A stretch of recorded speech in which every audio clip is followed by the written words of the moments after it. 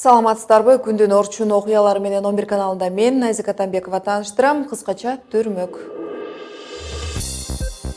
Ысык көлдөн Сирияга кеткен үй бүлөнүн каза болушканы тууралуу маалымат такталууда, бирок кыргызстандык үй бүлөнүн 25 мүчөсүнүн сүйүгү Кыргызстанга келе элек. Ал эми Бишкек-Ош жаңы жолунун туннелине жакын Көк-Соо аймагына ууга чыгып, кар көчкүнүн алдында калган мергенчинин денеси табылды. Айкөл Ала-Тоо кыймылынын төрагасы КСДП фракциясынан мандат алган Мээрбек Мискенбаев кызматын өткөрүп берсе, Канат Исаев эмне үчүн Кыргызстан фракциясынын лидерлигинен кеткендиги жөнүндө билдирүү жасады.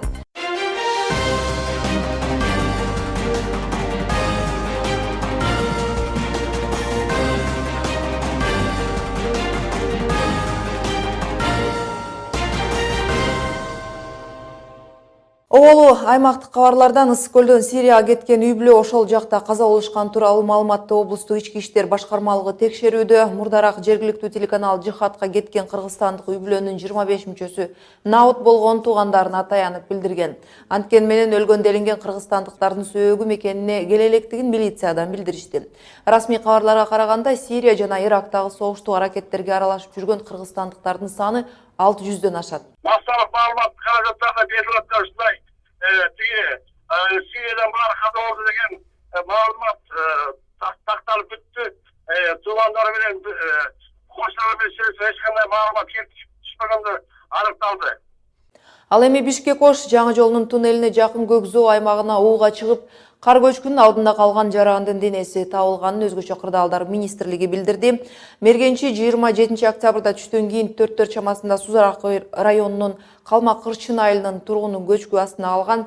Учурда маркумдун денеси Ички иштер министрлигинин кызматкерлерине өткөрүп берүү иштери жүргүзүлүп жатат. Жалаба шаарынын тургуну Айдаров Кубанычбектин берген маалыматы боюнча кар көчкүнүнүн узундугу 70 метр, туурасы 30 метр, бийиктиги 30 метр күнүнүн болжол менен 6 метр. Саат 20:25 Ташкөмүр шаарында жайгашкан 2-үздө куткаруу отряды 10 куткаруучу полковник Булановдун жетекчилигинде Төтөчү кырдаалдар министрлигинин Жалал-Абад областык башкармалыгынын башчысы вактылуу милдет Бекбиев жана башкарма калкты жана аймактык коргоо бөлүмүнүн жетекчиси Адил Сапаев жалпысынан 13 адам 28 октябрь күнү саат 7:00 Жалал-Абад шаарына кырсык болгон аймакка жөнөтүлдү. Бул арада Айкөл Ала-Тоо кыймылынын төрагасы КСДП фракциясынан мандат алган Мээрбек Мискенбаев кызматын өткөрүп берди. Мискенбаев өзүнүн Facebook баракчасында парламент бул ар кандай интригалардын жана саясий оюндардын да чордону экенине дагы бир жолу ишенгенин жазгат. Анын пикиринде, анда көптөгөн кызыкчылыктар кесилишет, ал эми карапайым элдин арасынан чыккан мен үчүн мунун баары кызыксыз. Мен үчүн жалпыга маалымдоо каражаттарынын жана коомчулуктун көңүл борборунда болуу да көнүмүш эмес деген.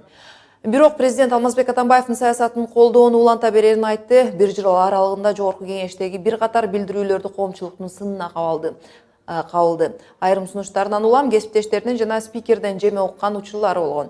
Эми Мискенбаевдин ордуна Алишер Абдрахмановдун келиши айтылууда. Бул арада парламенттеги Кыргызстан фракциясынын лидери алмашып, өз ыктыяры менен кеткен Канат Исаевдин Алмаз Батырбеков төрага болуп шайланды. Канат Исаев эмне үчүн Кыргызстан фракциясынын лидерлигинен кеткендиги жөнүндө билдирүү жасады. Анда ал мындай аракеттин референдумга карата тактап айтканда баш мыйзамга каршы добуш бергендиги үчүн кеткени менен байланыштырган. Бул арада парламентте көпчүлүк коалиция түзүү боюнча сүйлөшүүлөр жүрүп жатат. Дүйнө кабарларынан Бириккен Улуттар Уюмунун башкы ассамблеясы бейшемби күнү өзөктүк куралдуу колдонуудан баш тартуу боюнча сүйлөшүүгө добуш беришти. Документ көпчүлүк добуш менен кабыл алынып, Коопсуздук кеңешинин мүчөлөрү Орусия, Британия, АКШ, Франциянын өкүлдөрү колдошкон. Документти кароо марттын аяк чендеринде белгиленген, анда юридикалык жактардын макулдашуусу менен куралдуу күчтү толугу менен колдонбоо эрежелери бекитилген.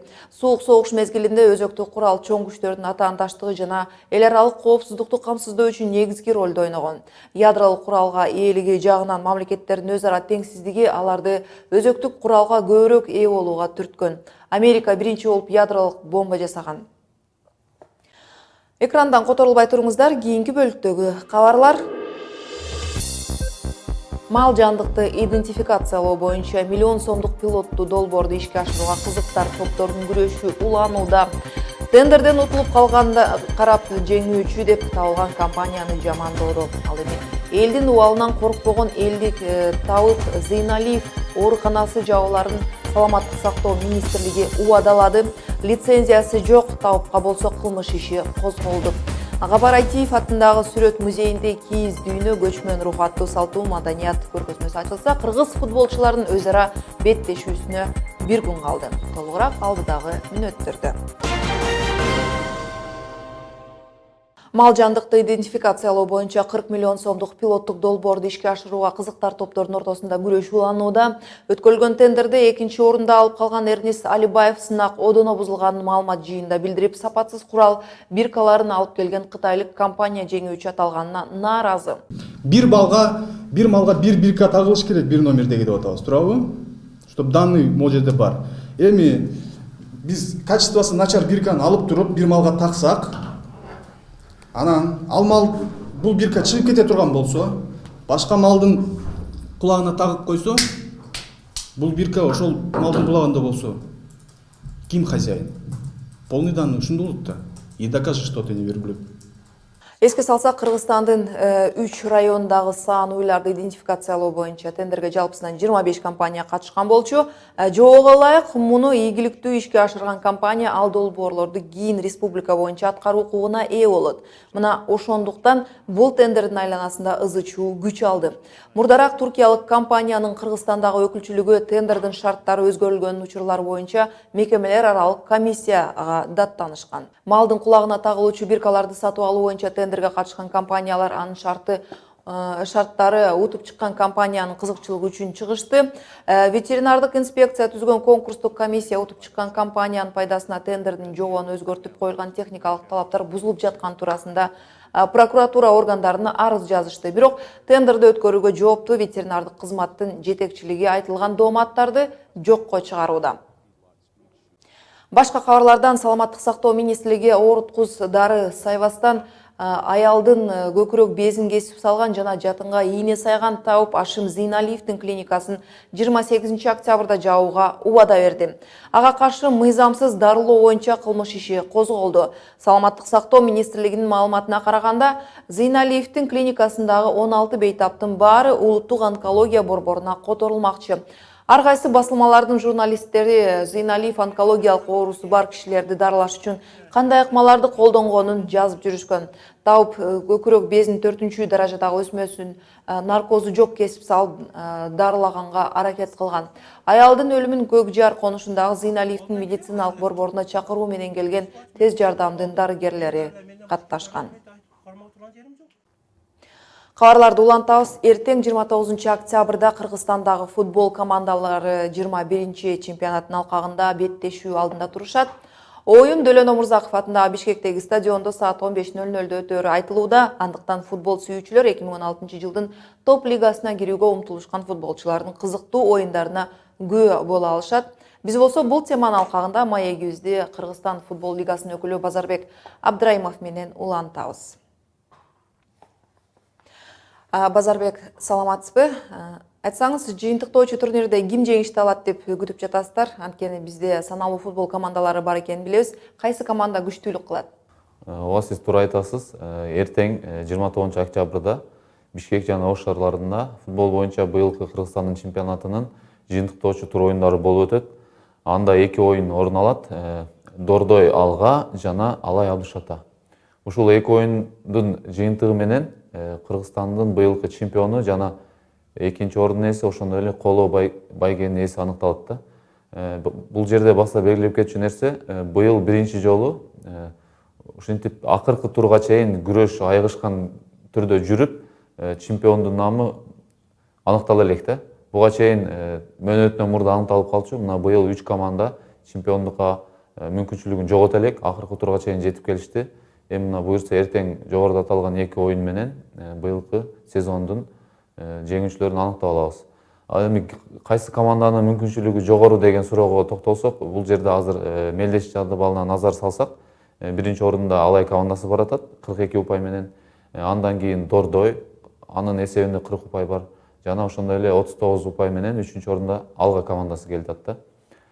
Ошол өзүңүздөр мелдеш жадыбалынан байкап көргөндөй, эгер эртең Алай командасы Абдышатаны жеңсе, чемпиондукка ээ болот. Ал эми тескерисинче жеңишти колдон чыгарып жиберсе, анда Бишкекте ойнолуп жаткан Алга жана Дордой командаларынын жеңүүчүсү чемпион болуп калышы толук ыктымал да. Ушул эки оюнду биз бир убакка койдук. Башталышы 15:00 түштөн кийин бири-биринен көз каранды болуп калбаш үчүн, сүйлөшүүлөр жүрүп кетпеси үчүн, спорттук принцип так сакталып, баары адилеттүү болуш үчүн ушул эки оюн параллелдик түрдө бир убакка коюлду. Буюрса баарын эртеңки оюн көргөзөт, топ тоголок, майдан тегиз дегендей, баарын эми футбол оюн көрсөтөт. Бул жолку чемпионат алган футболчуларга кандай артыкчылыктар берилет? Негизи эле чемпиондук титул алыштын өзү эмне? Быйылкы чемпионаттын буга чейинки чемпионаттан өзгөчөлүгү деп, быйыл 25-рет өткөрүлүп келе жатат, Кыргызстан эгемендикке жеткенден бери. Анан быйыл биринчи жолу жылдын башында биз 7 команда такталгандан кийин аларга жылдын календарын алдын ала берип койдук да, мелдештердин календарын. Буга чейин календар так эмес болчу. Бир айдан кийин ким менен ойнойт белгисиз болчу да, түрдүү объективдүү себептерге байланыштуу. Быйыл болсо январь айында эле биз командаларга календарды бердик, алар ошого жараша өзүнүн планын түзүп, даярдыктарын өткөрүштү. Мына ушинтип 29 октябрда акыркы оюнга кез келди да. Ал эми чемпиондук наам алат, атайын кубок, ошондой эле медальдар, бул эми баягы турган сөз, адат боюнча. Мындан тышкары быйылча акчалай сыйлык жок болуп калды. Буюрса эмки жыл акчалай сыйлык болот. Азыр маркетинг жагын жолго коюп, Кыргызстандын футбол лигасы мунун үстүндө иш аракеттерин жүргүзүүдө. Дагы бир бул жерде кызыктыруучу бир нерсе бар.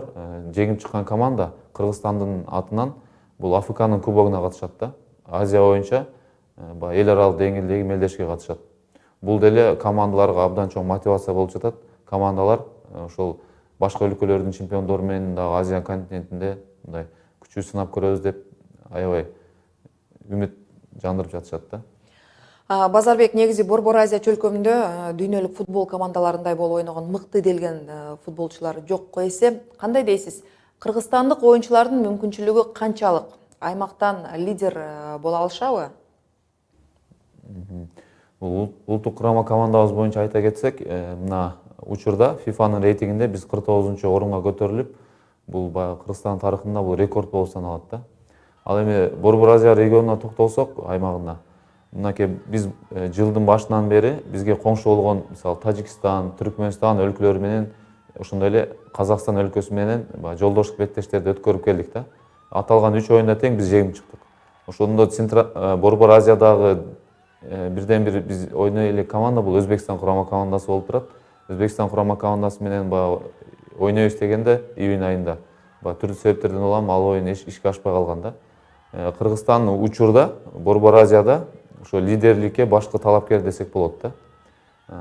Рейтингде биз ошо Өзбекстандан гана арттабыз, калган өлкөлөрдүн алдыдабыз. Муну быйыл иш жүзүндө оюнда да далилдедик.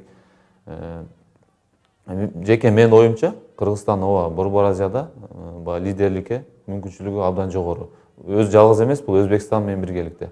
Бул жерде дагы бир белгилеп кетчү жагдай бар. Бул биздин коңшу болгон Казакстан өлкөсү футбол боюнча бул Борбор Азия карабайт. Ал 90-жылдары эле УЕФАнын курамына кошулуп кеткен да. Ошондо Борбор Азияда азыр 4 өлкө бар. Кыргызстан 4 өлкөнүн арасында эң мындай алдыңкы саптарда да. Рахмат сизге. Кыргызстан футбол командалары туурасында Кыргызстан лигасынын өкүлү Базарбек Абдрайымов менен баарлаштык. Дагы бир жолу эске сала кетелик, кыргызстандык футбол командаларынын таймашын эртең көрүп кетүүнү унутпаңыздар. Гапар Айтиев атындагы Кыргыз улуттук көркөм сүрөт музейинде кийиз дүйнө көчмөн руху аттуу салттуу маданият көргөзмөсү өтүүдө. Иш-чаранын алкагында долбоор боюнча тартылган тасма көрсөтүлүп, кыргыздын салттуу кийим кечеси, сүрөт көргөзмөсү, салттуу ыкмалар боюнча мастер-класстар өтөт.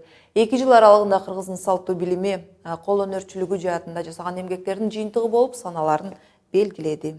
Бүгүнкү күндө ушул ачылыш аземинде ушул 2 жылдык жайлоодогу жашообуздун жана кыргыздын салттуу кийимдерин кандай жасап чыктык, ошону эл алдына сунуштап көрсөттүк.